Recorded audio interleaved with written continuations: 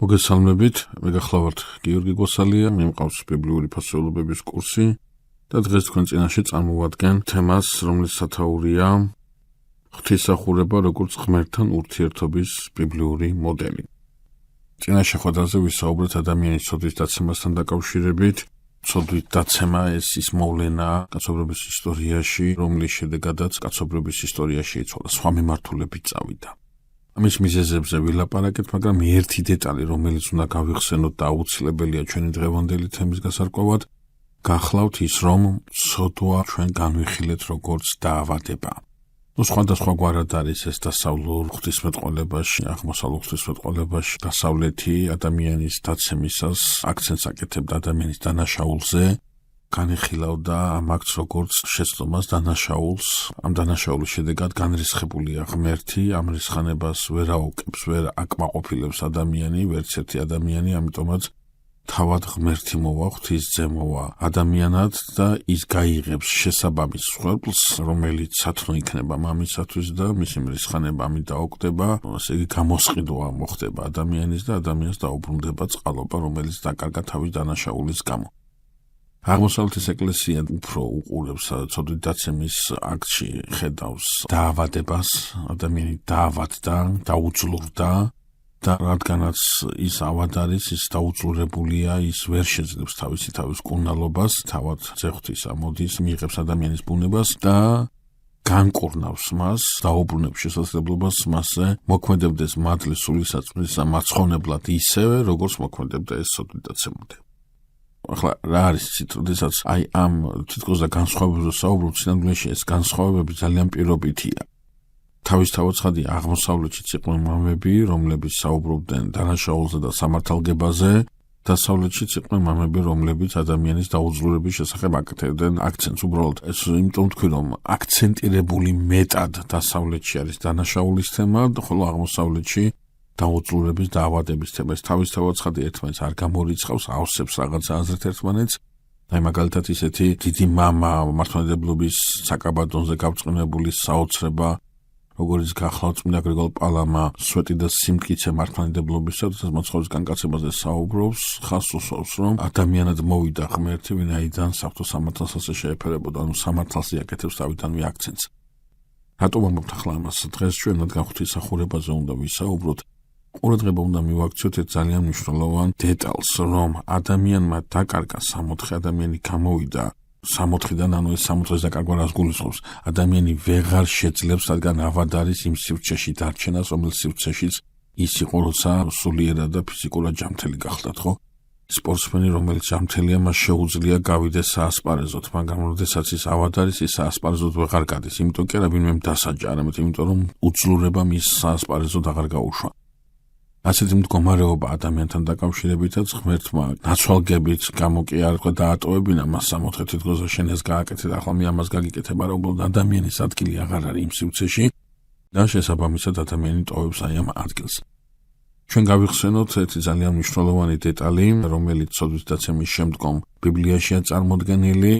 კონსტატირება იმ მდგომარეობისა, რა მდგომარეობაშიც აღმოჩნდა ადამიანი დაავადების შემდგომ, ერთის მხრივ ეს გახლავთ ის, რომ ადამიანს მიესაჯა, ასე ვთქვათ, ადამიანს განეგო, ადამიანი გახდა სიკვდილის მსხვერპლი, ადამიანი უნდა მოკვდეს, მიწახარ და მიწადვე მიიქცევი, ამას ეუბნება ადამიანს ღმერთი.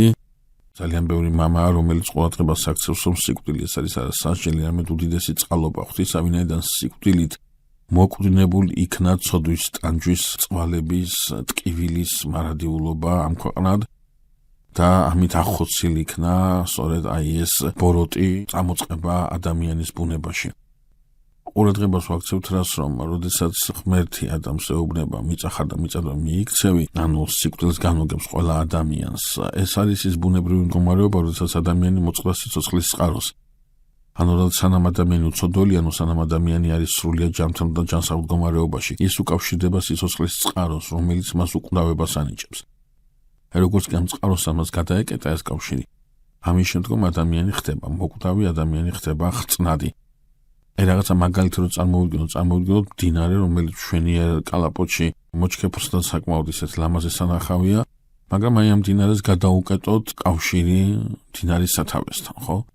Რაღაცა პერიოდი ის იჩუხჩუხებს, რაღაცა პერიოდი ამ მდინარეში წყალი იქნება, მაგრამ სულ მოკლებული და საბოლოოდ კალაპოტი დაშრება და მდინარე აღარ გააგრძელებს დინებას. Რატო? იმიტომ რომ მდინარეს გადაეკეტა კავშირი იმასთან, საიდანაც ის მოედინებოდა და შესაბამისად აღარ იკვებება ის. დაკარგა სიცოცხლის უნარიანობა, მოქმედების უნარიანობა. ასე ადამიანთან დაკავშირებით დაკარგა კავშირი მარადიული სიცოცხლის წყაროსთან, დაკარგა ეს მომნიჭებელ ძალასთან კავშირი და შესაბამისად მისი ძალების სულ უფრო დაშრიტისკენ არის მიმართული, მიქცეული და საბოლოოდ სიცოცხლიდან დაიშრიტება ეს ძალა და სნეულება, მაშინ ჩადებული სნეულება ფიზიკური თვალსაზრისითაც არა მარტო სული, არამედ ფიზიკური თვალსაზრისითაც გამოავლენს თავს, მოხდება ადამიანის გარდაცვალება, ანუ სულისა და სხეულის გაყოფა. მე ჩვენ ვისაუბრებთ, რომ ეს დროებითი აუცილებლად და შემდგომ სულისა და სხეულის კვლავ შეერთება, კვლავ შეხვედრა მოხდება და კვლავ გამთლიანება მოხდება.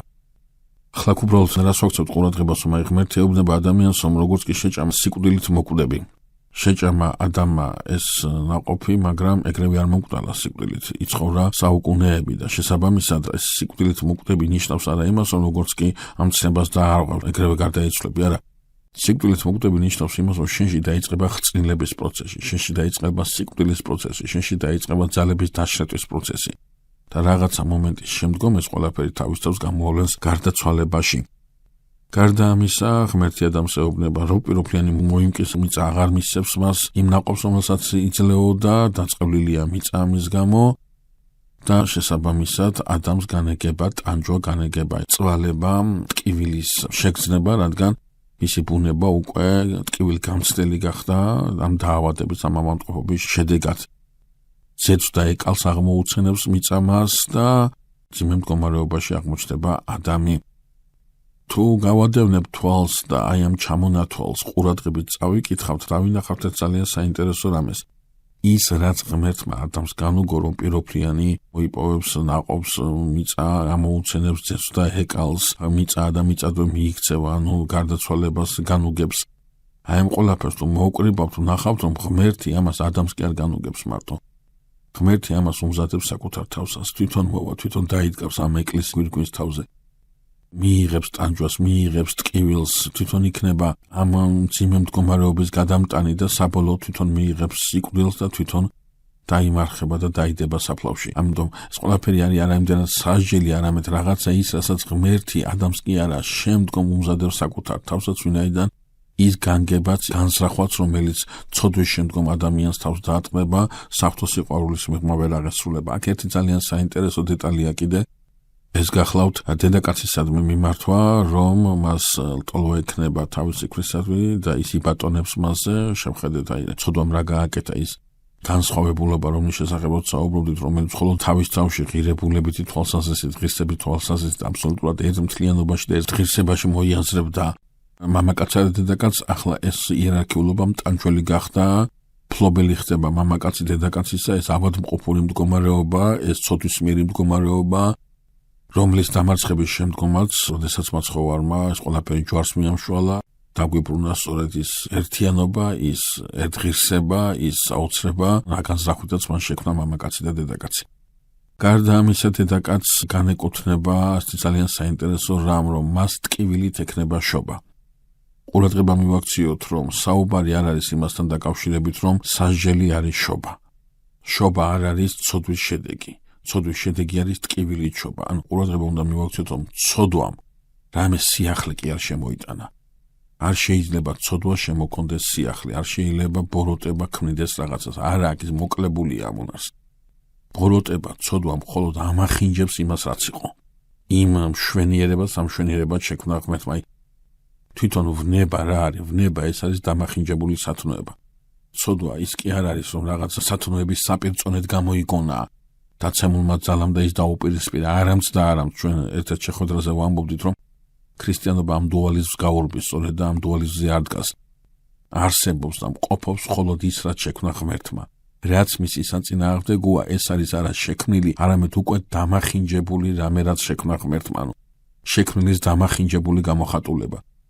შესაბამისად, შობა გახლავთ არა სასჯელი, იძულება იმ ადამიანური ბუნებისან და შობა გახლავთ არა განაჩენი ადამიანისა და ცოდვა მაიძულა ღმერთიან ადამიანი, რომ კაცობრიობა გამრავლებული იყო, ის ვერაფერს ვერ გამოიგონებს. შობის უნარიანობა ეს არის ის, რაც ღმერთმა ჩადო ადამიანში. უბრალოდ ცოდვის შემდგომ ამ შობას მიეცა მტკივნეული სახე. ტკივილით გამოხატა შობადობა კაცობრიობაში და არა თვითონ შობადობა გამოხატული ცოდვის შედეგად. არ უნდა ვიფიქროთ ის, რომ ადამიანის შობადობა, ადამიანის გამრავლება ეს არის იძულების შედეგი, რომ ცოდვა რო არ მომხდარიყო, აი ღმერთი სულ არ აპირებდა ადამიანის გამრავლებას ასე შემდგომ. შესაძლებელია ადამიანი გამრავლებულიყო, ეს კერძო მოსაზრებაა და არავითარ შემთხვევაში სწავლებითი მხარე ამას არ აქვს. ადამიანი გამრავლებულიყო ანგელოზებრივი რამ წესით. შეუძლია თუ არა ადამიანურ ბუნებას უვნებლად გამრავლება, შეუძლია თუ არა ადამიანურ ბუნებას თაობათა წარმოქმნა. ჩვენ ამის ერთადერთი და შეუძვრელი და ყოვლად მტკიცე და ყოვლად ცხადი მაგალითი გვაქვს. თავად ყოვლადწმინდა ღვთისმშობელი გახლავთ მაგალითი იმისა, რომ ადამიანის დედაკაცის ბუნებაში დევს უვნებლად შვილის შობის შესაძლებლობა.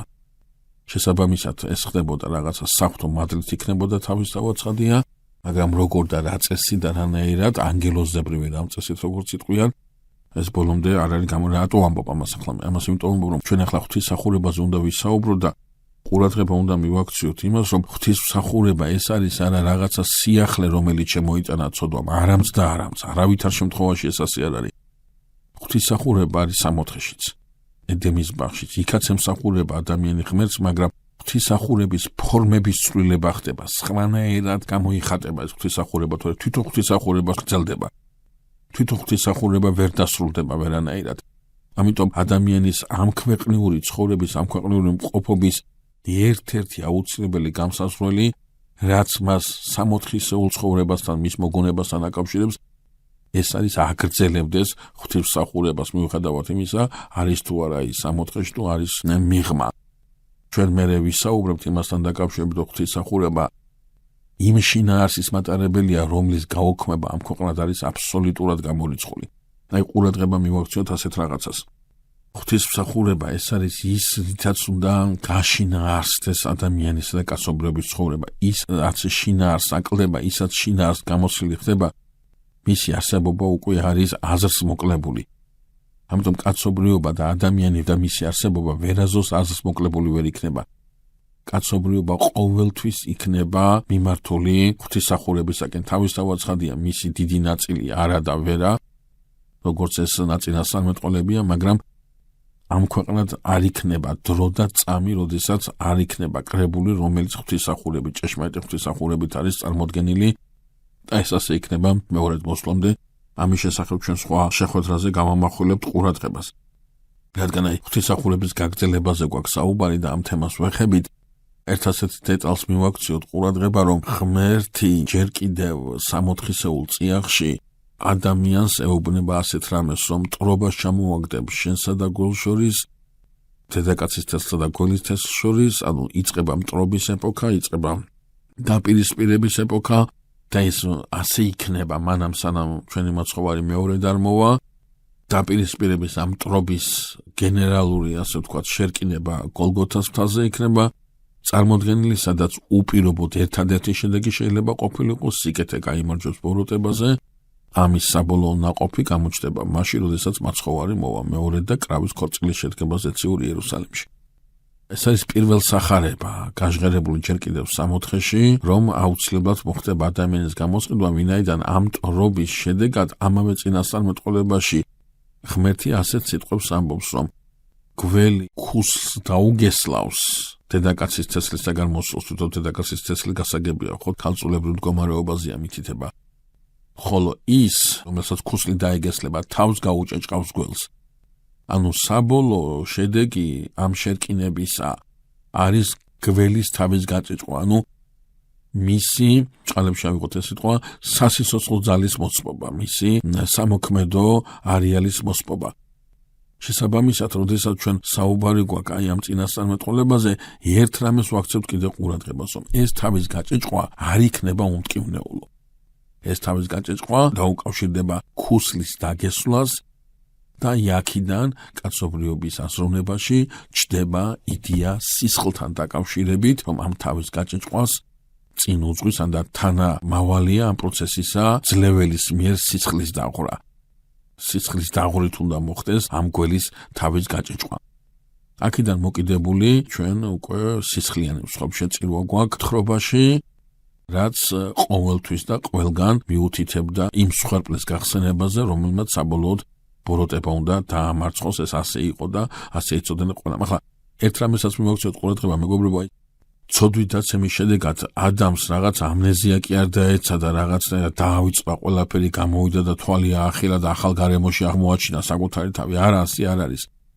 აბსოლუტურად ყველაფერი მთლიანი ცოდნით, მთლიანი მახსოვრობით და უნარებით ადამი და მისი ცოლი ტოვებს სამოთხეს და შესაბამისად უკავშირდება აი ამ ცოდვის მიერ სამყაროში ცხოვრებას.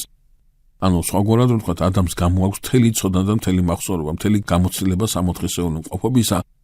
ამიტომ მას ასევე გამოაქვს სომნა იმასთან დაკავშირებით, რომ ცხოველის დაკვრვის შედეგად დაღვრილი სისხლის სიმბოლოა იმ სიკვდილის დამარცხებისა, რომელთან წილნაყარის გახდა ადამიანი. შემდგომ წარმართობაშიც აი სისხლიანი მსხვერპლი და განსაკუთრებით ადამიანის ხორშეწირვა ამ ხსოვნის დამახინჯებული გამოხატულება გახლავთ, ყოვლად მიუღებელი და ყოვლად წარმოუდგენელი, მაგრამ ეს უკავშირდება სწორედ ამ ხსოვნის და აი ამ სიტყვების დამახინჯებულ აღქმას.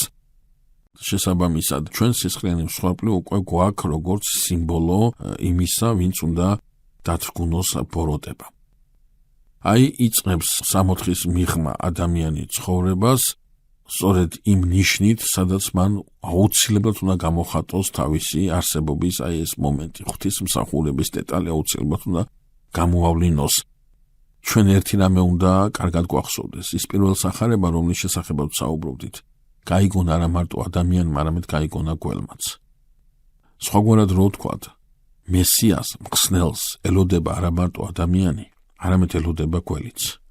ეს ძალიან საინტერესო მოვლენა, ძალიან საინტერესო მომენტია და სწორედ ეს ჩნდება სახარებისეულ ფურცლებზე, ამ მოლოდინის გაღვიძება, ამ მოლოდინის გამძაფრება, როდესაც მაცხოვარი თავის საამქვეყნო მოღვაწეობას საზოგადოდ იწყებს. ახლა ჩვენ საუბრობთ იმასთან დაკავშირებით, რომ ადამიანმა უნდა დაიწყოს სამოთხის მიღმა ცხოვრება და ამ ცხოვრებაში გამოხატოს თავისი მსახურებითი მდგომარეობა. განსაკუთრებით აქცენტ ჩვენ დღევანდელ შეხვედრაზე რაზე ვაკეთებთ, მეგობრებო, აი დაუკვირდეთ ასეთ რამეს. როდესაც წმინდა წერილში საუბარია დღეების შემოქმედების შესახებ, სამყაროს დღეების შემოქმედების შესახებ, ყველა დღეზე ნათქვამია, რომ კარგია, მაგრამ მხოლოდ მე-7 დღეზე, შაბათ დღეზე ნათქვამია, რომ აი ეს დღე ღმერთმა წმინდა ყო და აკურთხა. რას ნიშნავს ეს? ნიშნავს იმას, რომ სხვა დღეები წმინდა და კურთხეული არ არის, არამც და არამც თავისთავად ცხადია, ეს ასე ვერ იქნება, ყველა დღე წმინდა, ყველა დღე კურთხეულია, მაგრამ ამ პატივით, აი ამ შეფასებით არც ერთი დღე არ წარმოჩენილა ბიბლიურ თხრობაში, მხოლოდ ერთ დღეზე იქნა ნათქვამი, რომ ის წმინდაა და კურთხეული. მოდი ჩვენ გავარკვიოთ, სანამ აი ამ ღვთისმსახურების თემა შეუდგებოდით და ბიბლიური თხრობის ერთ ძალიან საინტერესო მონაკვეთზე ავიღებდეთ აქცენტს, გავარკვიოთ, რატომ არის სწორედ ერთი დღე წმინდა და კურთხეული და ეს სიტყვა არ არის ნათქვამი სხვა დღეებზე, რომლებიც ასევე თავისთავად ცხადია ღვთისგანაა შექმნილი და წმინდაა და კურთხეული. წინა შეხვედრაზე ვამბობდი და გაგახსენებთ, რომ ადამიანი როგორც ქმნილება თვისებაში აქვს, რომ ის არის იერარქიული არსება. ხო, ადამიანი არის გონიერი არსება, ადამიანი არის მოსიყვარული არსება, ადამიანი არის დებელობითი არსება. ეს ყველაფერი მისი მახასიათებელია, მაგრამ ერთ-ერთი მახასიათებელი მისი როგორც ქმნილებისა გახლავთ ის, რომ ის არის იერარქიული არსება. ახლა კიდევ ერთი მახასიათებელი, რომელიც უნდა დავამატოთ, ამ ყველაფერს გახლავთ ის, რომ ადამიანი არის მსახურებითი არსება. როგორც ქმნილება არის მსახურებითი არსება. ყველა ქმნილების აი თვისებაში დევს მსახურება. საკითხის მეორე მხარე ადამიანი ვის როგორ ემსახურება. ანდა სხვას ემსახურება თუ არა. ადამიანს უნდა თუ არ უნდა ის მსახურია. და ისმის კითხვა ის სად არის მაშინ მისი ნებელობის გამოხატვის თავისუფლება, ხო? მსახურებითი შემთხვევაში აუცილებლად მსახურება. რატო ქმნილება ვარ და ამიტომ. ჩემს ბუნებაში დევს, რომ მე მსახური უნდა ვიყო. მაგრამ უკვე ჩემ არჩევანზეა დამოკიდებული სხვას ვემსახურები თუ საკუთარ თავს. ეგოისტი ვიქნები თუ ეგოისტი არ ვიქნები. მეზე ვიქნები ორიენტირებული თუ სხვაზე ვიქნები ორიენტირებული. აი ქრისტიანობის საიდუმლო და შინაარსი ეს არის, სწორედ ეს მოგვიტანა მაცხოვარმა სწორედ, რომ მოვედი არა იმიტომ, რომ მემსახურო, არამედ იმიტომ, რომ ვემსახურო. თვითონ ღმერთი ამბობს ამას. და ყურადღება მივაქციოთ იმას, რომ მსახურება ეს ისეთი რამეა, რომლის მართებულად გამოხატვა, ანუ რომლის მიმართვა სხვისაკენ ჩვენ გვამსგავსებს ღმერთს. ეს ძალიან მნიშვნელოვანი მომენტია. გავიხსენოთ ადამიანის ცოდვამდელი მდგომარეობა ეძებს ვიღაცას სხვასთან მყოფობას ვექტორი შიგნიდან გარეთ აქვს მიმართული. იმ დროს, როდესაც ადამიანის ცოდვიანი მდგომარეობა, ანუ ავადმყოფული და ავადებული მდგომარეობა ამ ვექტორში ატრიალებს და ადამიანის ინტერესები ეგოსკენ, მესკენ არის მიმართული და ივიწყებს ყველას და ყველაფერს. ცოდვის სიმახინჯა, ეს ვნების, ეს ავადმყოფობის გამოხატულება ყველაზე მძლავრად აქ არის გამოხატული, როდესაც ადამიანი ხდება ეგოისტი. ადამიანი ხდება საკუთარი თავის მსახური და არ იწყებს მსახურებას სხვისადმი. სწორედ ეს მკურნალობა მოგვიტანა ჩვენმა ცხოვრმა. ჩვენი ცხოვრება მოყვას ის მსახურებით, მოყვას ის სიყვარულით. უამისოდ ღვთისმსახურება ვერ შედგება. თავად მაცხოვარი გვასწავლის ამას. ანუ სხვაგვარად რო ვთქვათ, როდესაც ჩვენ გვაქვს საუბარი ადამიანზე, ადამიანი უნდა თუ არ უნდა, კვირის ყოველ დღეს მსახურობს. ორშაბათსაც მსახურობს, ოთხშაბათსაც მსახურობს, პარასკევსაც მსახურობს, სულ მსახურია ის, მსახურებითი არსებაა ის. როგორ მსახურობს და ვისე მსახურება, ეს სხვა ამბავია უკვე. მოდი დაუბრუნდეთ ამ იმას. ყველა დღე წმინდა, მაგრამ ერთ დღეს ეწოდება მაინც და მაინც წმინდა. ყველა დღე კურთხეულია ღვთისაგან, მაგრამ ერთ დღეს ეწოდება მაინც და მაინც კურთხეული. აი ახლა ნახეთ ეს პარალელები გავავლოთ და ერთიანობაში მოვიყვანოთ ეს მსჯელობა. ადამიანი, რომელიც მსახურებს და ის სხვანაირად ვერ იქნება. შესაძლებელია ავიღოთ ასეთი პარალელი, რომ ადამიანი ისეთ ცხოვრებით ცხოვრობს, რომ 24 საათი ტაძარში დგას, მაგრამ თავის მოყვას არ ემსახურება. მეორე არის მეორე ადამიანი, რომელიც მხოლოდ კვირა დღეს ლიტურგიაზე ახერხებს მისვლას 24 საათი ვერ დგას ამ ტაძარში, მაგრამ თავის მოყვასისადმი მსახურება მისი ცხოვრების განსაზღვრელი ნაწილია. სიტყვაზე ვთქვათ, პედაგოგი, რომელიც ემსახურება თავის აუდიტორიას. აუდიტორიას კი არ მოიხმარს თავისთვის, არა, შედის აუდიტორიაში იმისათვის, რომ ემსახუროს. ვთქვათ, ექიმი, რომელიც თავის პაციენტს კი არ უყურებს როგორც კლიენტს და როგორც სხვებს, რომლისაგანაც შეიძლება მეტი შეიძლება მიიღოს სარგებელი, არამედ უყურებს როგორც სივრცეს და როგორც ობიექტს, რომლისადმისაც მან უნდა იმსახუროს და უნდა მოარჩინოს, უნდა უმკურნალოს, უნდა ემსახუროს მას. აი ეს ყველაფერი მრავალ სფეროზე შეიძლება ეს გავცალდეს, ხო? აი ადამიანი, რომელიც პურს აწყობს და თავის კლიენტს არ მოატყუებს იმაში, რომ თქვათ, ცუდად გამომცხარ პურსან და რაღაცა საფუარით გატენილ საშინლად მავნებელ პროდუქციას არ მიყიდის და მიყიდის ნორმალურ პურს. ეს ყველაფერი ღვთისმსახურება. ღვთისმსახურება დაღიქმება ეს. როდესაც მე მოყვას ვემსახურები, აუდიტორიას ვემსახურები, პაციენტს ვემსახურები, ეს ღვთისმსახურება. რაც არ უნდა ხატებით გამოტენილი მქონდეს ოთახი და მე პაციენტს არ ვემსახურებოდი და მას მსხვერპლად და კლიენტად და შემსარგებლად აღვიქვავდე, ეს ხატებით გამოტენილი ჩემი ოთახი არაფერში არ მიშველეს და ვერაფრით ვერ მიმიყვანს მე ღმერთთან, ეს გამორიცხულია. ამიტომ ეს ღვთისმსახურება, ეს ყოველდღიური ღვთისმსახურება, როდესაც მე ჩემს თანამოქალაქეს თანაგზნობას გაუწევ, დახმარების ხელს მივაწვდი, სულ ღვთისმსახურებაა ეს. მაგრამ არის კიდევ ერთი ღვთისმსახურება, რომლითაც ეს ყველაფერი განიმარტება. და ის კვირაში ერთხელ არის დადგენილი. ეს არის ლიტურგიკური ღვთისმსახურება, საკვირაო ღვთისმსახურება. თავისთავად ხდება ლიტურგია სხვა დღეებში წაგესრულება, მაგრამ ლიტურგიის აი ამ შინაარსზე გვაქვს აქცენტი გაკეთებული. აი ეს მეშვიდე დღის ღვთისმსახურება განსაკუთრებული წმინდა და კურთხეულია და რატომ? აი მაცხოვარი ამბობს, ჩვენ თავი დროზე ვამბობთ ამას, ვისაც უყვარს მამა, დედა, ძმა და ჩემზე მეტად ის ჩემი ღირსი არ არის. მაცხოვარი იმას კი არ გვეუბნება, რომ დედა და მამა არ უნდა გიყვარდეს და მარტო მე უნდა გიყვარდე, ამას თავისავაწყად არ გვასწავლის ქრისტე. მაგრამ ქრისტე გვეუბნება ამით, რომ შენ თუ მე არ გეყვარვარ, ვერ გეყვარება მამა და ვერ გეყვარება დედა, ვერ გეყვარება ძმა და ვერ გეყვარება და როგორც მე გიყვარვარ, ისე გიყვარს ისინი. რა დამოკიდებულება ჩემთან გაქვს, ის დამოკიდებულება გაქვს იბათან. როგორი გულწრფელი ჩემთან აღარ ისეთი გულწრფელი ხარ მამასთან, დედასთან, ძმასთან, დასთან, მეგობართან, მეზობელთან, თანამოქალაქესთან. და რა ფარისეველიც ხარ, ჩემთან ისეთი ფარისეველი ხარ სხვასთან. რა გულწრფელი ხარ, ჩემთან ისეთი გულწრფელი ხარ სხვასთან. და აი ასია აქაც. როგორიცა ვარ ღვთისმსახურებაში, ისევე ვარ მოყვასისმსახურებაში. ღვთისმსახურება ეს მეშვიდე დღის კურთხეულობა და წმინდა მყოფელობა თავისთავში იმას გულისხმობს, რომ ამ დღის მაკურთხეულობამ და გამწმინდელობამ უნდა განსაზღვროს ყველა დღის სიწმინდე და ყველა დღის მაკურთხეულობა. ამ დღეს ამ მსახურებაში როგორიცა ვარ, ისეთი ვარ სხვა დღეს და სხვა მსახურებაში. ღმერთთან როგორიცა ვარ, ისეთი ვარ სხვასთანაც.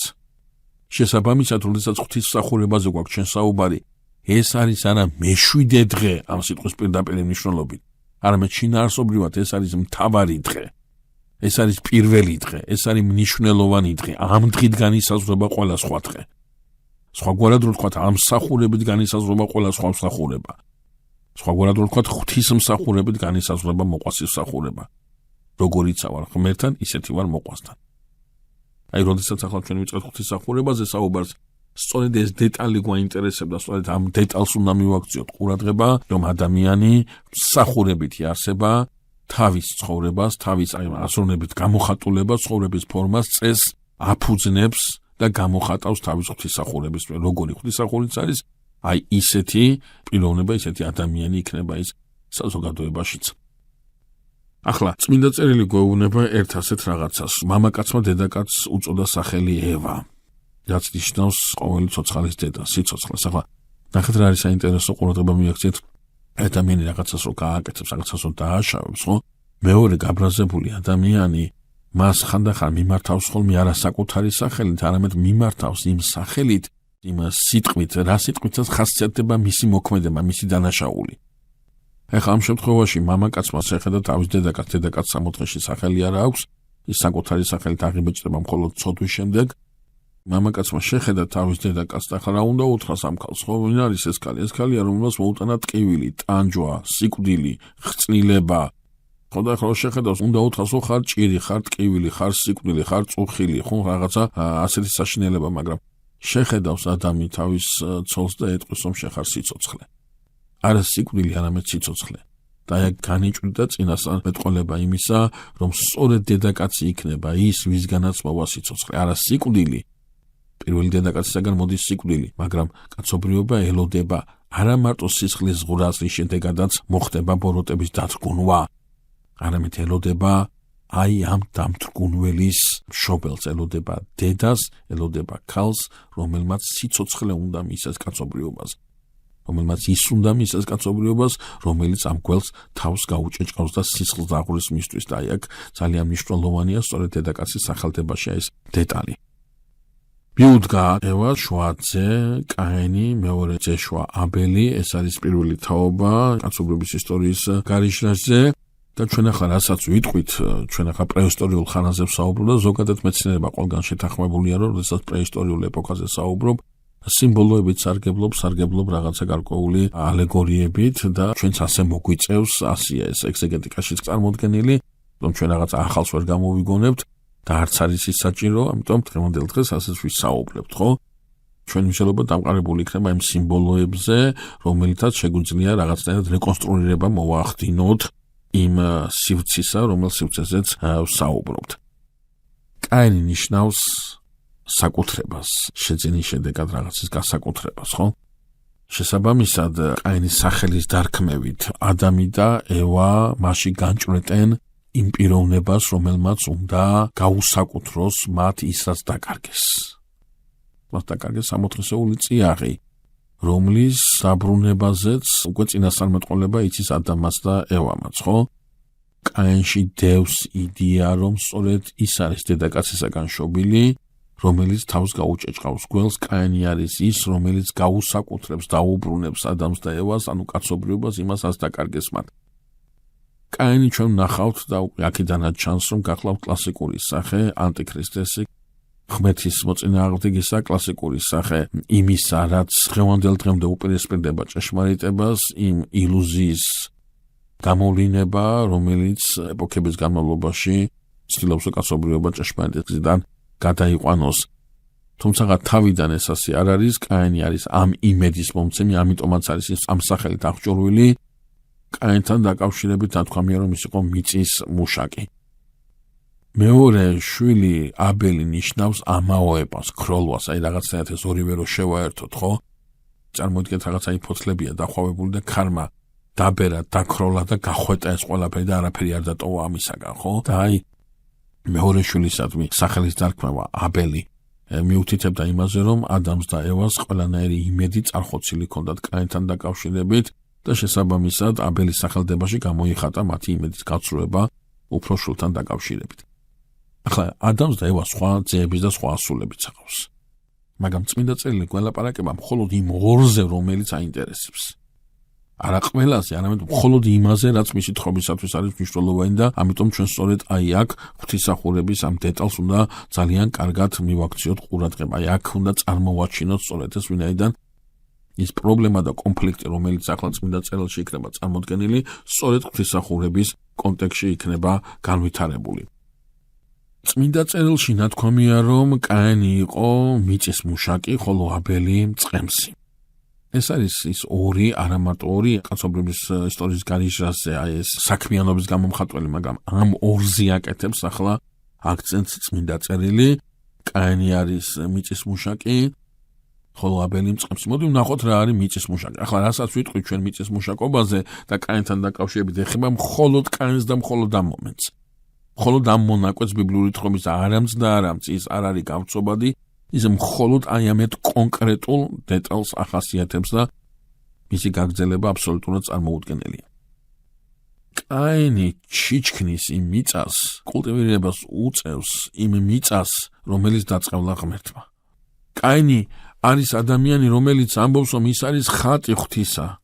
ის არის დადგენილი ამ ქვეყნის როგორც ადამიანი, ის არის ხილული სამყაროს მეუფე. და მას მონასმენი აქვს მამამისისაგან, რა წიაღი დაკარგა ადამიანმა. როგორ ეკუთვნოდა ადამიანს ყველაფერი და ახლა როგორ წართმეული აქვს მას ფლობა მასზე. როგორ აღარ აძლევს მიწა იმ ნაყოფს, ანაყოფსაც აძლევდა, როგორ იძლევა მიწა ახლა ძეცვსა და ეკალს. და კაინისათვის წარმოუდგენელია, როგორ შეიძლება ღვთის ხატი, ადამიანი იყოს დამონებული იმაზე, რის მეუფედაც ის შეიქმნა, რის ფლობელადაც ის შეიქმნა. ამიტომ მიწა კეთილს ინებებს და ეკალს და ძეცვს კი არა მოუსცენებს ადამიანს, არამედ კაინი ისე დაამუშავებს ამ მიწას, კაინი ისე მოეპატრონება ამ მიწას, რომ მისგან ის ნაყოფები იქნება მოცემული, რა ნაყოფებიც სამოთხისეულ წიაღში ქონდა ადამიანს. კაინი არის მიწის მუშაკი, კაინი არ დაუთმობს ამ მიწას არაფერს, საიმისოდ რომ ამ მიწამ კვლავ არ მისცეს ნაყოფი. მიწა კი არ უნდა ბატონობდეს ადამიანზე, ადამიანი უნდა ბატონობდეს მიწაზე. ამ ბატონობას, ამ მეუფებრიობას, აი ამ ღირსებას დაუბრუნებს კაინი ადამიანს და სწორედ მისი მოღვაწეობა აქეთკენ არის მიმართული. ყურადღება მივაქციოთ იმას, რომ კაინის ზრახვაში ერთი შეხედვით არაფერია მიუღებელი. კაინის ზრახვაში არაფერია გაუგებარი. კაინი დიახ არ მომსმართებულად, რომ ის არის ხატი ღვთისა, ის არის მეუფე ხილული სამყაროსი და ეს უნდა ეპატრონებოდეს ამას. ასია ეს სამოთხეში, ასე უთხრა ღმერთმა ეს მამამის ადამიანს. მაგრამ კაინი ყურადღებას არ აქცევს ერთ დეტალს, რომ ადამიანს ეს ყველაფერი აქვს მაშინ, როდესაც ის უცოდურ მდგომარეობაში, ის როდესაც ღმერთთან ერთობაში, როდესაც დაავადებულია და როდესაც აი ეს ერთობა აღარ არსებობს, მაშინ ადამიანს სხვა მდგომარეობაზე აქვს საფიქრალი. რა მდგომარეობა ეს? გახსოვთ ჩვენ წინა შეხვედრაზე ვსაუბრობდით და ამას ხაზს უსვამდით, რომ ყველა ადამიანი ფიქრობს ბედნიერებას. ყველა ზრუნავს ბედნიერებას. ყველას უნდა ბედნიერება. და კაინისათვის თავისთავად ეს ბედნიერება არის ისაც დაკარგა მამამისმა და დედამისმა. ამ ბედნიერების დაბრუნებისათვის ზრუნავს კაინი სწორედ. სამოთხე კი დაკარგეს, მაგრამ კაინი სხვა სამოთხეს მისცემს თავისშობლებს. იმ ედემის ბაღში ისინი ვერ იქნებიან, იქიდან გამოუშვა ღმერთმა, მაგრამ ამ ედემს შეუქმნის კაინი თავისშობლებს. ამ ედემს შეუქმნის თავისშობლების სახით კაცობრიობას კაინი. კაინი არის კლასიკური სახე იმ ადამიანისა, რომელიც უღმერთო სამოთხეს, უღმერთო ბედნიერებას, ღმერთის მიღმა ბედნიერებას პირდება ადამიანს და კაცობრიობას. კაინი არის სახე, რომელიც იდეოლოგიას აყალიბებს იმისათვის, რომ ადამიანებს შესთავაზოს მიწიერი ბედნიერების აბსოლუტურად უტოპიური პროგრამა. კაინი ჩიჩქნის ამ მიწას, კაინი აქ ამ ქვეყნადვე მისცემს და დაუბრუნებს ადამსა და ევას იმ მადლიერებას, მიწის იმ მადლიერებას, იმ ნაყოფიერებას, რომელიც დაწყევლა ღმერთმა. ძალიან მნიშვნელოვანია იმის გააზრება, რომ პრობლემა ის კი არ არის და მიუღებელი ის კი არ არის, რომ კაინი ცდილობს კაცობრიობის სასარგებლოდ რაღაცის გაკეთებას. ეს ძალიან კარგი მოვლენაა, ეს უაღრესად მნიშვნელოვანი და დადებითი მოვლენაა. მაგრამ როდესაც ამას კაინი აკეთებს უღმერთოდ, ის ყალიბდება ერთგვარ იდეოლოგად. როდესაც კაინი ამას აკეთებს, ღმერთის გარეშე უღმერთოდ პირდება რაღაცა სხვა ალტერნატულ ბედნიერებას, ალტერნატულ გამოსავალს ადამიანს, აი სწორედ ეს არის პრობლემა. არა ის, რომ ყოფის შემსუბუქებაზე ზრუნავს, ეს უაღრესად დადებითი მოვლენა, არა. ამ შემსუბუქების მიღმა, რომ მთელ იდეას და მთელ ბედნიერებას მასში დებს და აი ამით ილუზორულ მდგომარეობაში აქცევს თავის მიმდევარს, ტრაგედია ამაშია გამოხატული სწორედ. იქმნება იმიტაცია, სამოთხის იმიტაცია. ის იქ დარჩა, იმას ვერ მიწვლებიან, მაგრამ სამაგიეროდ მეორე აქ შექმნეს კაინი. აი ეს არის ის ჯანყი, რომელიც ყოველთვის წარუმატებლად დასრულდება, მაგრამ რატომღაც მიუხედავად წარუმატებელი დასრულებისა ის ყოველთვის მაინც წამოყოფს ხოლმე თავს. და აი ამაში გამოიხატება ხოლმე ხშირად ადამიანის უგუნურება, რომ ის ხშირად უბრუნდება ერთი და იგივე უტოპიურ მიმართულებას, უტოპიურ რაღაცა მოწოდებას, რომლის ბოლოში აუცილებელი ფიასკო და მარცხია. კაინი ცდილობს სამოთხის მიღმა, სამოთხის იმიტირებას. ეს აუცილებლად მარცხი დასრულდება. ეს ვერ გაიმარჯვებს, რადგან ამ შვების მიმცემი, ამ ნეტარების მიმცემი ერთადერთი ღმერთი შეიძლება იყოს მხოლოდ ნებისმიერი სხვა, რომელიც სულიერ და ფიზიკურ სიხარულის ერთობას შესთავაზებს ღმერთის მიღმა. ეს არის ანტიქრისტე და ანტიქრისტე მარტო ქრისტეს მოწინააღმდეგეს ანიშნავს, ანტიქრისტე ნიშნავს ასევე ქრისტეს ჩამნაცვლებელსაც, ქრისტეს ნაცვალსა, ქრისტეს მაგიერსაც. და თავის თავისხადია შინაარსობრივად ის ამით ეწინააღმდეგება ქრისტეს ერთ და იგივეა ეს. ამიტომ აი კაინის ეს მდგომარეობა ამას უკავშირდება სწორედ. აბელი მწყემსია.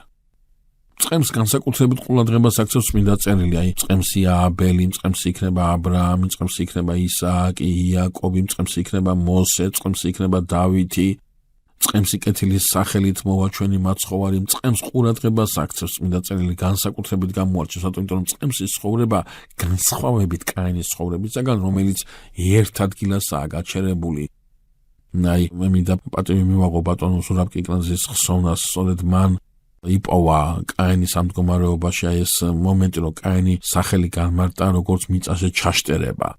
და კაინი აი ერთ ადგილას არის, ამ მიწაზეა ჩაშტერებული, ამ ერთ ადგილას არის მიჯაჭული და ამისაგან განსხვავებით აბელი არის მწყემსი. მწყემსი როგორია? მწყემსი არის ახეტიალებული. ტერმინი ახეტიალება არის სუფთაბიბლიური ტერმინი. ეს ახეტიალება უნდა გამოსხავოთ ბოდიალისაგან, სხვა არის ხეტიალი და სხვა არის ბოდიალი. აბრაამი თავის სიტყვაში იტყვის, რომ როდესაც ამახეტიალა მე ღმერთმა მამაჩემის სახლიდან, ეს ახეტიალება გულისხმობს არა მარტო ფიზიკურად გადაადგილებას, არამედ გულისხმობს გონების ახეტიალებას, გულისხმობს მაძიებლობას, გულისხმობს ჩაღრმავებას, მჭვრეტელობას, იმისას, რაც ღმერთმა უთხრა ადამიანს. ყურადღება მივაქციოთ იმას, რომ აბელი, რომელიც მწყემსია და მწყემსური ცხოვრებით ცხოვრობს, აბელიც ფიქრობს ზუსტად იმაზე, რაზეც ფიქრობს კაინი. მოდარდეობს იმაზე, რაზეც დარდობს კაინი. აბელის მიზანიც ის არის, რა მიზანიც აქვს კაინს. რა არის ეს? იმ დაკარგულის დაბრუნება, იმ ბედნიერების, ნეტარების დაბრუნება, რომელიც მისმა მშობლებმა დაკარგეს. რაც კაინმა მოისმინა მამამისისაგან, დედამისისაგან, ის მოისმინა აბელმაც. ორივე ამაზე ფიქრობს. ორივე ამაზე ორიენტირებული, მაგრამ აბელს დააკვირდით. აბელი ფიქრობს არა იმაზე, სამოთხის, იმ სამოთხის მაგივრად, ეს სამოთხე როგორ შექმნას, არამედ ფიქრობს იმაზე, ის დაკარგული სამოთხე როგორ უნდა იყოს დაბრუნებული. არა იმიტირებული სამოთხე როგორ შექმნას, აქ დაიმიტირებულ სამოთხეში როგორ იმყოფობდეს, არამედ ის ნამდვილი, რაც ღვთაებრივია, იმას როგორ მიწვდეს. და იქ მიწვნა შეუძლებელია. და ამიტომ აბელის ახეტიალება თავის თავში გულისხმობს არა მარტო მის ფიზიკურ გადაადგილებას, არამედ გულისხმობს აბელის გონის ახეტიალებას, მჭვრეტას იმისას, რას უნდა ნიშნავდეს, რომ სისხლის დაღვრიის შედეგად იმ ბოროტებას უნდა გაეჭიწყოს თავი, რომელმა ბოროტებამაც ასე დღეში ჩაყარა კაცობრიობა. რა არის ეს სისხლი? რა არის დედაკაცის თესლი? რას ნიშნავს ის, რომ მამამისმა დედამისს მიუხედავად ყველაფრისა უწოდა სიცოცხლე? რა სიცოცხლეზეა საუბარი, როდესაც სიკვდილი დახეტიალობს ქვეყანაზე? რა სისხლზეა საუბარი, რომელმაც ამ ყველაფერს უნდა მოუღოს ბოლო? აბელი მჭვრეტელობს. აბელი ეძებს ხსნელს. იმ დროს, როდესაც კაინს გონია, რომ თვითონ იხსნის კაცობრიობას ამ მდგომარეობისაგან. აი ეს ორი აზროვნების ტიპი, აი ეს ორი მდგომარეობა შეხვდება ერთმანეთს სწორედ საკურთხეველთან. აი, ნახეთ რა არის მნიშვნელოვანი, ეს ორი აზროვნებს და ამ აზროვნების შედეგად კი არ მივლენ ასეთი აზროვნებით საკურთხეველთან, არა, ასეთი აზროვნებით რო იყვნენ საკურთხეველთან, იმიტომაც ცხოვრობდნენ ასე სხვადასხვანაირად. ერთის აზროვნება ასეთი იყო, მეორეს აზროვნება ასეთი იყო. ამიტომაც როგორიც არიან ისინი საკურთხეველთან, როგორც ემსახურებიან ღმერთს, სწორედ ისეთნი არიან ისინი საზოგადო ცხოვრებისაც და სწორედ იმ ტიპის და იმ გვარი ცხოვრებით ცხოვრობენ ისინი. ხა კიდევ ერთხელ ვამბობ, ამ შემთხვევაში წყემსობასა და მიწათმოქმედებას კონკრეტულად კი არ ვიღებთ ხედველობაში, გულისხმობთ ამ წყემსობით და ამ მიწათმოქმედებით რას გამოხატავენ, რა აზრის არის კაინი და აბელი, თვითონ მიწათმოქმედებასა და წყემსობას არანაირად არც არავინ აკრიტიკებს და არც არავინ განადიდებს.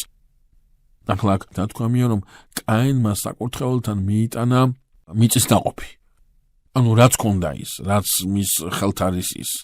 ხოლო აბელმა მიიყვანა ნათავარი ცხვარი, ანუ გამორჩეული, რაც განსაკუთრებული მსხვერპლი მიიტანა. რა არის მსხვერპლი, ხო ამასაც რომ დავუკვირდეთ, გასაცემელი, მისაცემელი რა არის, ხო აი რაღაცა რომ უნდა გასცე რა არის, ეს კი არ არის სიტყვაზე ვთქვათ, მე რაღაცა კალმისტარი ახლა სახში მაქვს და ეს გინდა აკდებულა და გინდა არა და ავიღებ და ვიღაცას ვაჩუქებ, ეს საჩუქარი არ არის. საჩუქარი არის რაღაცა ისეთი, რომელსაც დავთმობ და გამემეტება სხვისთვის. ეს არის მსხვერპლი, ეს არის მისაცემელი, რომ ჩემსაც მოვაკელი და სხვას მივიცი.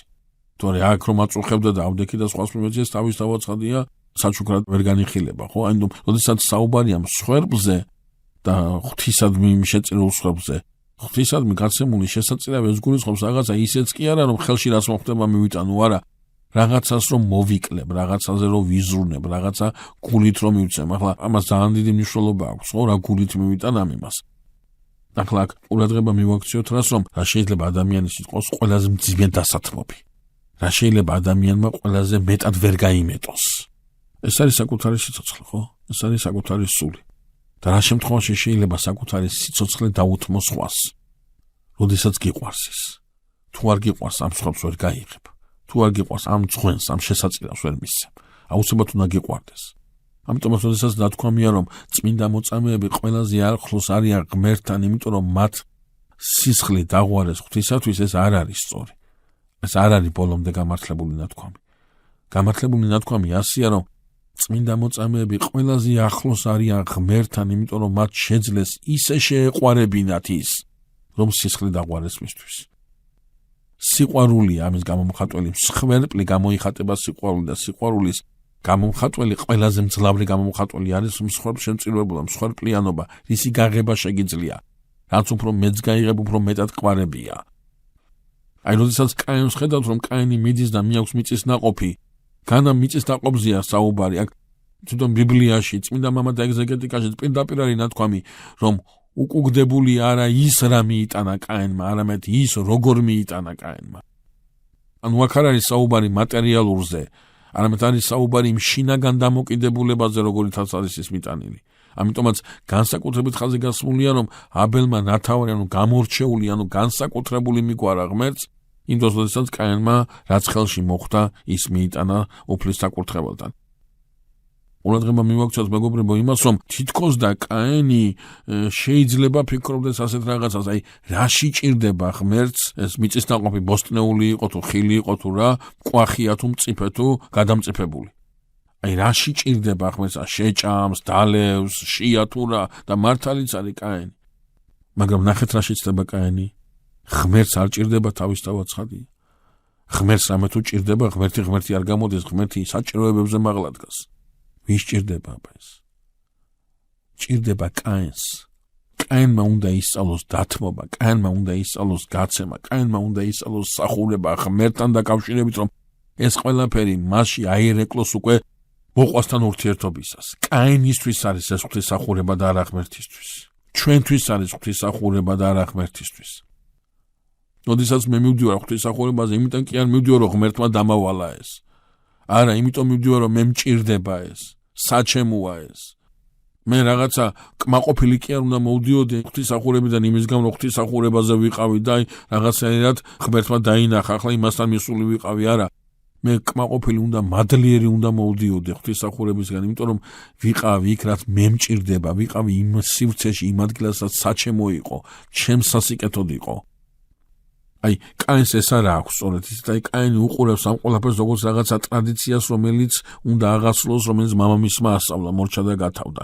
აბელისთვის ეს ყველაფერია. და აბელი აქ ჭვრეთს რაღაცა ისეთს, საიდანაც უნდა მიიღოს პასუხი, რას ნიშნავს სისხლი, რომელიც ანთავისუფლებს. ამ სისხლზე აქ აქცენტი. ახლა ჩვენ ვიცით როგორ გრძელდება ეს თხრობა, ხო? წმინდა წელში წერია, რომ ღმერთმა მიიღო აბელის მსხვერპლი და არ შეიწირა კაინის მსხვერპლი. ან მოხედა აბელსა და მსხვერპლს და თქვამია, ხოლო კაინსა და მსხვერპლს არ მოხედა. ანუ აი მსხვერპლი არის მოხედვის საშუალება და რა თვითონ მსხვერპლის საჭიროება. კაინს შეშურდება აბელისა, გაიყვანს ველად და იქ მოკლავს. ისმის კითხვა. ხომ იცის ღმერთმა, რომ ახლა კაინს შეშურდება აბელის, კაინი მოკლავს აბელს. და მოდი აი შურის საბაბი რო არ აღეძრას კაინს, კაინის მსხვერპლი შეიწიროს. ანუ ორივე მსხვერპლი შეიწიროს და ამით კაინი არ გადაემტერება აბელს და არ მოკლავს მას. მაგრამ არა, სწორედ რომ ერთ შეიწირავს და მეორეს არა. გააკეთებს ისეთ რაღაცას ღმერთი, რის შედეგადაც შური აღეძრება და კაინი მოკლავს აბელს. რატო აკეთებს ამას ღმერთი? რას გვასწავლის ამით ბიბლია? ღვთისმსახურების აი ეს ნიშნული რით არის ჩვენთვის მნიშვნელოვანი.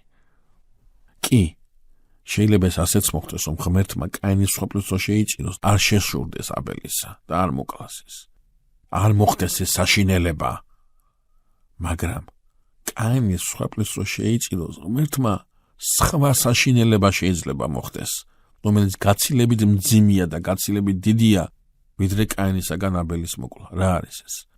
ეს არის მეგობრებო ის, რომ კაინის მსხვერპლს რო იყო შეწირული, მაშინ დღევანდელ დღემდე შეიძლებოდა გვეთქვა, რომ არ აქვს მნიშვნელობა ღმერთს როგორ ემსახურები. გინდა კაინის აზროვნებით ემსახურე, გინდა აბელის აზროვნებით ემსახურე. ამით ღმერთი მათ და მათი სახით მთელ კაცობრიობას ეუბნება. მე მხოლოდ ერთ მსახურებას ვიღებ. მხოლოდ ერთია ჭეშმარიტება. ვერ იქნება მულტიჭეშმარიტება, ვერ იქნება მრავალღმერთიანობა, ერთია ღმერთი, ერთია ჭეშმარიტება, ერთია გზა და ის ვარ მე. სხვა ალტერნატივა არ არსებობს. აქ ორივე რომ მიიღოს ღმერთმა, მაშინ დღევანდელ დღემდე შესაძლებელი იყო გვემტკიცებინა, რომ მრავალია გზა, მრავალია ჭეშმარიტება, მრავალია მსახურება, არამც და არამც. ეს არის ჭეშმარიტი ღმერთისაგან გზის აცდენა. ეს არის ყველაზე დიდი ბოროტება. ამიტომ ორ ბოროტებას შორის რომელი უნდა იყოს დაშვებული, რომ კაინმა მოკლას აბელი, თუ ადამიანმა შეინარჩუნოს ცოდნა ჭეშმარიტების შესახებ. სცადთ ჭეშმარიტი და ჭეშმარიტება მან განთავისუფლო თქვენ, ბრძანებს მაცხოვარი. ჭეშმარიტების შეცნობა, ჭეშმარიტებისადმი მსახურება, ჭეშმარიტებისაკენ სვლა, ეს არის ის, რაც ღვთისმსახურებას განსაზღვრავს. ეს არის ის, რაც ადამიანის ყოფობის შინაარსს განსაზღვრავს და ეს არის ის, რაც სწორედ ჭეშმარიტ ღვთისმსახურებაში იხილვება და მოიპოვება. ამიტომ არამც და არამც არ შეიძლება ახლა ჭეშმარიტება იქნას დათგუნული, დაფარული და მულტიჭეშმარიტების შესახებ ყოველად არამართებული ცოდნა მიეცეს ადამიანს. მაცხოვარი სახარებაში ამბობს, ამტკიცებს, რომ ის არის ძე ღვთისა, ამბობს, რომ ის არის განკაცებული ღმერთი, მიუთითებს ამაზე. და იოანეს სახარებაში როგორ კარგად აჩანს. მე არ შემიძლიაო ეს არ ვთქვაო, მე სულ არ ვთქვა და სხვანაირ რო გითხრა, თქვენ უნდა დაგემსგავსოთ მაშინ.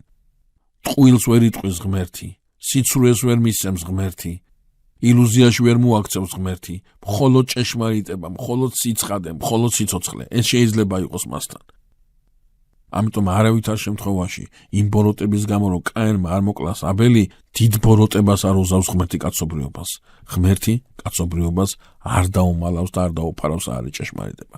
ჭეშმარიტება არის ერთი, თუნდაც მას შეეწიროს აბელი. და ჩვენი შეხვედრის ბოლოს მე ამ ლექციას ყოველთვის ასე ვასრულებ, გახლავთ ერთი ძალიან საინტერესო დეტალი, მეგობრებო. არსებობს ლოგიკა. მიწიერი ლოგიკა და არსებობს სულიერი ზეციური ლოგიკა, ხო? ეს მიწიერი გუნებრივი რაციონალური ხორცელი ლოგიკა დაფუძნებულია მშელობაზე, ლოგიკურ მშელობაზე, თუ სიტყვაზე ვთქვათ A უდრის B-ს და B უდრის C-ს, მაშინ A-ც უდრის C-ს, ხო? აი ამ ლოგიკაზე არის წარმოდგენილი მთელი რიგი მაგალითების მოყვანით, რაღაცა ფორმულების დამტკიცებით.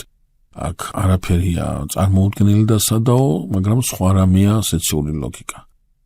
სეციურ ლოგიკაში 1+1+1 ისევ 1-ია. სეციურ ლოგიკაში დროსირცული გააზრება აბსოლუტურად სხვაგვარია, ხო? აი ეს ორი ლოგიკა, ეს ორი აზრი, ეს ორი შეხედულება, ეს ორი აზროვნება უპირისპირდება ერთმანეთს სწორედ და ეს არის გამოხატულება იმ მტრობისა, რა მტრობაც ღმერთმა ჩამოაგდო დედაკაცის თელსა და გველის თელს შორის, ხო? აი ამ დაპირისპირებას ვხედავთ მთელი კაცობრიობის ისტორიის განმავლობაში, მაგრამ განსაკუთრებულად მთელი სიმძლავრით ეს დაპირისპირება თავს გამოხატავს გოლგოთის მთაზე. ჩვენ თავის დროზე ვისაუბრობთ ამასთან დაკავშირებით, თავის დავაცხადია, მაგრამ ახლა ეს ჩვენ დღევანდელი შეხვედრა იმით მინდა დავასრულო, რომ აი ეს ლოგიკა, ეს მიწიერი ლოგიკა, ოდენ გონებაზე დაფუძნებული ლოგიკა, რომელთაც ხელმძღვანელობს და მოქმედებს დაცემული ძალა, მისთვის არის ასეთი რეალობა, რომ გაჩენილია სიკვდილი, გაჩენილია ჯოჯოხეთი და ჯოჯოხეთის ვრცელ სივრცეში ჯერ სტუმარი არ ყოფილა, ის ცარიელია ჯერ. და ვინ უნდა იყოს ჯოჯოხეთის პირველი სტუმარი, ვინ უნდა იყოს ჯოჯოხეთის პირველი მკვიდრი და ეს მიწიერი ლოგიკა, ეს რაციონალური მსჯელობა დაცემულ ძალას აფიქრებინებს, რომ ვინც პირველი დააშავა, ის იქნება პირველი სტუმარი ჯოჯოხეთისა სწორედ. ის ელოდება ან ადამს, ან ევას, ჯოჯოხეთი ელოდება პირველ სტუმარს თავისთან, რომ თავის სიბნელეში, თავის ტანჯვაში მოაქციოს ის. და აი, გაიხედავს ჯოჯოხეთი და დაინახავს, რომ მისი პირველი სტუმარი სრულიად მოულოდნელია. რო არ ელოდა ის ჩადის ჯოჯოხეთში. აბელი არის პირველი სტუმარი, პირველი მკვიდრი ჯოჯოხეთისა. და აქ გაუკვირდება ჯოჯოხეთს. სხვას ელოდა და სხვა ჩავიდა მასთან. და ეს არის წინასახე ჩვენი მაცხოვრი ჯოჯოხეთში ჩასვლისა, რადგან ამ ჩასვლით აბელმა მიუთითა ჯოჯოხეთს. მოვადრო და შენ კიდევ ერთხელ გაგიკვირდება. მოვადრო და შენ კიდევ ერთხელ გაოცდები, ისეთი ვინმე გესტუმრება. მაგრამ ეს მეორე გაკვირვება, ეს მეორე გაოცება უკვე უკანასკნელი იქნება შენთვის, რადგან აი აქ დაიმტრევა და დაიმსხრევა ყველა შენი მოლოდინი. აბელის ჩასვლა ეს წინასახეა ჩვენი მაცხოვრი ჯოჯოხეთში ჩასვლისა და მისი დადგუნვისა და იმ სიხარულისა, რომელსაც უსურვებ ყველა მსმენელს, რომელიც აი ახლა აი ამ ჩვენს საუბარს უსმენ და ამით დავასრულოთ ჩვენი დღევანდელი შეხვედრა. გემშვიდობებით მომავალ შეხვედრამდე.